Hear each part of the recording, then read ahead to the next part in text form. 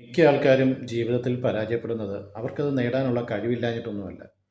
അവർക്ക് എന്താണ് വേണ്ടതെന്ന് തിരിച്ചറിഞ്ഞ് അതിനെ അംഗീകരിക്കാനുള്ള ധൈര്യമില്ലാത്തത് കൊണ്ടാണ്.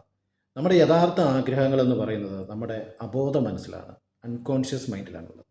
ഈ അൺകോൺഷ്യസ് മൈൻഡിനെ കോൺഷ്യസ് മൈൻഡ്, ബോധ മനസ്സ് അംഗീകരിച്ചാൽ മാത്രമേ അതിനുവേണ്ടി അത് പ്രവർത്തിക്കുകയുള്ളൂ.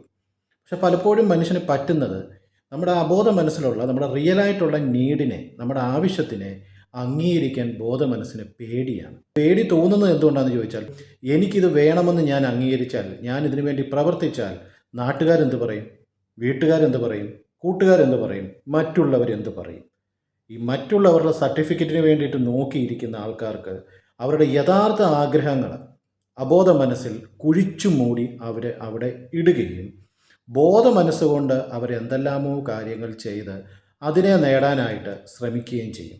ഇതിനെ വേണമെങ്കിൽ നമുക്ക് consciously unconscious state of mind എന്ന് നമുക്ക് പറയാം. ഇതിൽ നിന്നും പുറത്തു വരാതെ ഒരാളും രക്ഷപ്പെടത്തില്ല. പ്രശ്നങ്ങളിൽ നിന്നും പ്രശ്നങ്ങളിലേക്ക് കൂട്ടുകുത്തി വീഴുകയുള്ളൂ.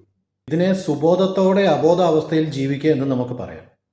എന്നാൽ ഞാൻ ഇങ്ങനെ അങ്ങ് ജീവിച്ചു പോക്കോളാം എന്നങ്ങ് തീരുമാനിച്ചാലോ, അതിന് ഈ അബോധ മനസ്സ് സമ്മതിക്കത്തുമില്ല. ഇവിടെയാണ് സൈക്കോളജിക്കൽ ഡിസോർഡേഴ്സിൻ്റെ ആരംഭം എന്ന് പറയുന്നത്. ഇതിനെ വേണേൽ നമുക്കൊരു കൊഗ്നിറ്റീവ് ഡിസോണൻസ് എന്നും വിളിക്കാം.